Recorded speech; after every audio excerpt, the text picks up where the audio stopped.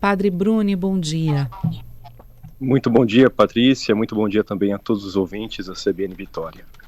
Mais próximo que isso, né? Rezar uma missa com o Papa Francisco. Conta pra gente dessa experiência, padre.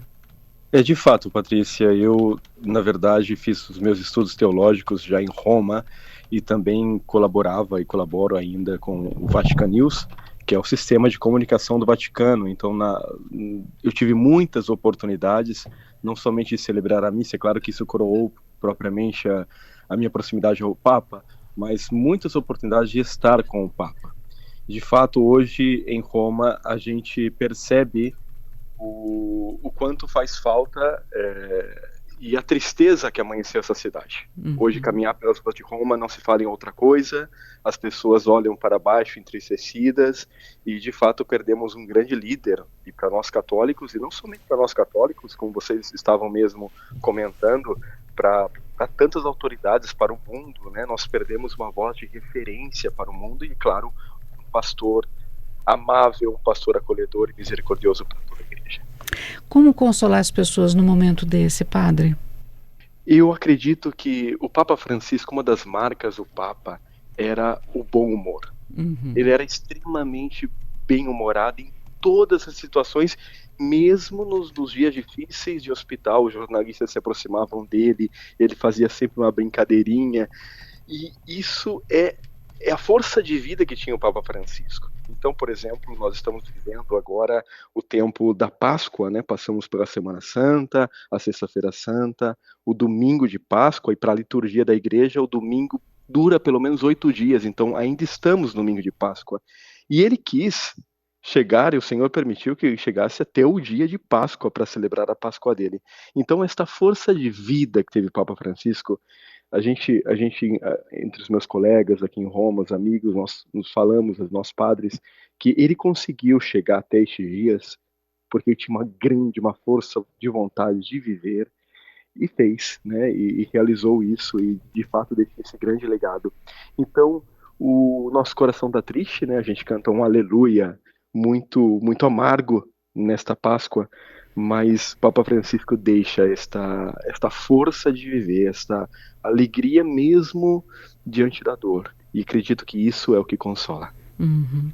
Agora, a movimentação toda em torno do enterro, do velório dele, do enterro, e depois em relação ao conclave. Mas nesse período, que pode demorar aí pelo menos 15 dias, né, de todas as cerimônias fúnebres em torno do Papa Francisco, a população, ela interage ou participa de que forma? Ela fica, por exemplo, na Praça de São Pedro aguardando as informações? Como é que é o momento em que o padre, o Papa, né, passa pelos fiéis, o corpo do Papa passa pelos fiéis ali na praça? Conta pra gente um pouco como é que isso funciona.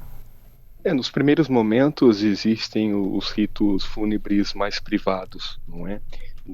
Dentro da própria Cúria Romana, que a preparação do corpo, não é? E vão seguir os cânones, os decretos que o próprio Papa Francisco fez na reforma do sepultamento de um Papa, né? Uhum. E ele desejou realmente, e são bonitas as palavras que deixa no próprio documento falando do funeral de um Papa, que ele quer ser enterrado, um Papa deve ser enterrado como um pastor, não como um rei. Uhum. Então, a própria simplicidade dele sendo colocada em prática. Então, nesses dias, nós estamos ainda aguardando as informações, os horários, né? O corpo vai ficar disponível para que as pessoas tenham, né? Dê o seu último adeus para que a gente para que a gente se despeça, digamos, de uma maneira mais física do Papa Francisco aqui em Roma nos próximos dias, mas ainda estamos aguardando a divulgação destes horários públicos, né? O que inicia hoje, neste momento, são os rituais fúnebres privados, digamos assim. Uhum. Mas o corpo vai passar ali pela Praça de São Pedro, não vai? A população normalmente fica próxima, ou tenta Sim, pelo menos, né? sim, vai ficar exposto, sim, vai ficar exposto, vai haver o funeral por pelo menos 3 dias, imaginamos.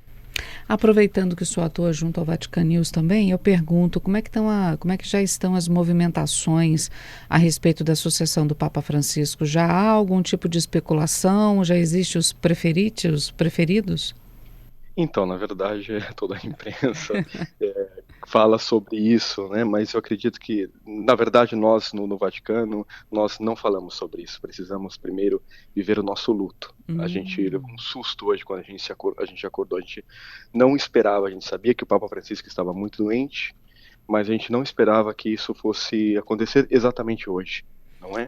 Então, e a gente não queria que esse dia chegasse, mas chegou. Então, no momento que nós estamos vivendo, o luto, a experiência de viver sem Papa Francisco. E a gente não estava preparado para viver sem ele. Então, de fato, essas especulações são especulações da mídia, mas que para a gente não tem nenhum valor neste momento. O que para a gente importa é que a gente precisa viver essa tristeza de perder o Papa. Padre Bruni, muito obrigada também por reservar um tempo e conversar conosco aqui na CBN Vitória. Nossos mais sinceros sentimentos, viu, por essa perda tão triste. Nós realmente perdemos um grande nome. É verdade, é verdade. Obrigado pela oportunidade também. E aqui de Roma, sem dúvida, tantos fiéis, tantas pessoas cristãos e mesmo não cristãos que amaram e amam o Papa Francisco. É bonito ver essa manifestação a partir de todos. Então, de fato, que a gente leve esse legado de misericórdia, de amor, de acolhida, de tolerância neste mundo que está precisando tanto e de paz, como sempre nos pediu o Papa. É verdade. Obrigada, viu, padre? Imagina, mas estou à disposição. Obrigada.